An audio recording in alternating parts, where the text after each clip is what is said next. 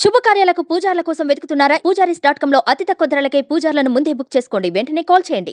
నమస్కారం. 2024 జనవరిలో ఉన్నాం మనం. ఈ జనవరి నుంచి డిసెంబర్ దాకా ప్రతి నెల 1వ తారీఖున మనకి ఈ నెలలో మంచి రోజులు ఏమున్నాయి, ఉపవాసాలు చేయవలసిన రోజులు, ప్రత్యేకంగా మనం పాటించవలసిన రోజులు ఉంటే వాటిని గుర్తుపెట్టి ప్రేక్షకులకి అందించాలని ఒక ఆలోచన పెట్టుకున్నాం. యాక్చువల్గా కార్తీక మాసంలో ఇలాంటిది ఒకటి చేసాం, డిసెంబర్లో చేయలేకపోయాము.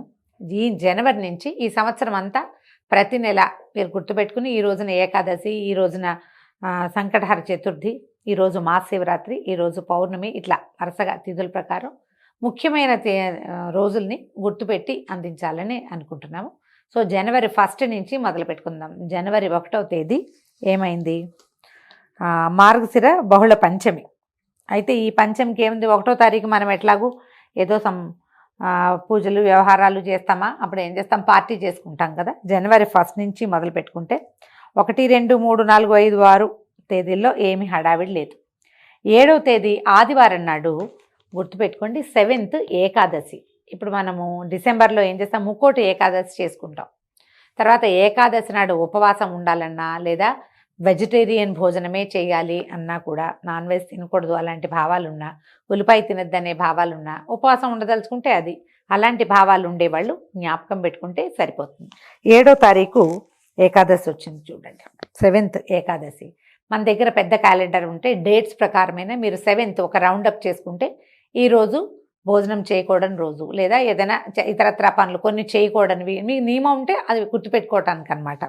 అక్కడి నుంచి 7 తర్వాత 8, 9, 10 లేదు. ఈ 10వ తారీఖు బుధవారం నాడు మాస శివరాత్రి ఉన్నదండి. ఈ మాస శివరాత్రి రోజున మనం ఇంట్లో ఏమీ చేసుకోలేకపోయినా శివాలయానికి తప్పకుండా వెళ్ళవలసిన రోజు, రౌండప్ చేసి పెట్టుకోండి. 10వ రోజు, ఈ 10వ తారీఖు జనవరి 10న మనం శివాలయ దర్శనం చేస్తే శివ దర్శనము మాస శివరాత్రి నాడు చాలా మంచిది.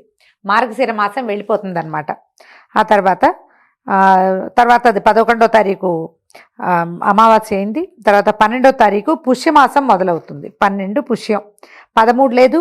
13వ తారీఖు వదిలేస్తే 14వ తారీఖు ఆదివారం భోగి, 15వ తారీఖు సోమవారము సంక్రమణం, మకర సంక్రాంతి పండగ, 16వ తారీఖు కనుమ.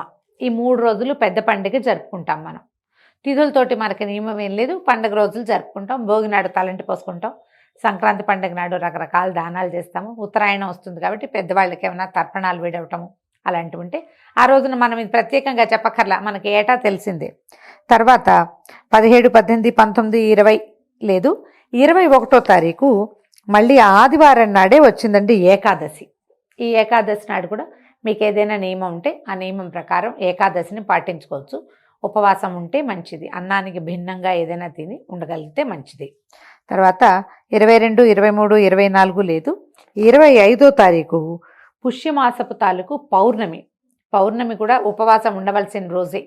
చేతనైతే ఉండటము, లేదా పౌర్ణమి నాడు మనకి ఏవైనా ఈతి బాధలున్నా, పిల్లలకి వివాహాలు కాకపోయినా, ఆడపిల్లలకి ఫ్యామిలీస్ తోటి స్త్రీలకి ఏదైనా ఇబ్బంది ఉంటే పౌర్ణమి నాటి రాత్రి సాయంకాలము, పగలు కొంచెం తేలికపాటి ఆహారం తీసుకుని సాయంకాలము లలితా అమ్మవారి తాలూకు లలితా సహస్రనామ స్తోత్రాన్ని చదువుకుని చంద్రుడికి పాయసాన్ని నివేదన చేస్తే చాలా మంచిది. మానసిక సమస్యలు ఉన్న పిల్లలకి మంచిది.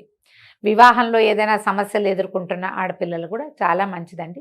దీని మీద ఒక ప్రత్యేకమైన వీడియో కూడా ఉంది, అది కూడా మీరు చూడొచ్చు, కుదిరితే చేసుకోవటము. తర్వాత 26, 27 పుష్యపాడ్యమిని గురించి ఏదో చెప్తున్నారు ప్రత్యేకంగా. 27, 28 లేదు. 29వ తారీఖు జనవరి 29న సంకటహర చతుర్థి. సంకటహర చతుర్థి గురించి ఇంతకుముందు చెప్పామండి. మీరు చవితులు చేసే అలవాటు ఉన్నవాళ్ళు, ఏదైనా వ్యాపారంలో పైకి రాలేని వాళ్ళు, విద్యా సంబంధమైన సమస్యలు ఉన్నవాళ్ళు, స్కాలర్షిప్ కోసం చూసేవాళ్ళు, పోటీ పరీక్షలకు వెళ్ళేవాళ్ళు కూడా ఈ సంకటహర చతుర్థి నాడున పగలు ఉపవాసం ఉండి సాయంకాలం వినాయక పూజ చేసి వినాయకుడికి కుడుములు నివేదన చేసి నమస్కారం చేసుకుంటే చాలా ఫలితం లభిస్తుంది.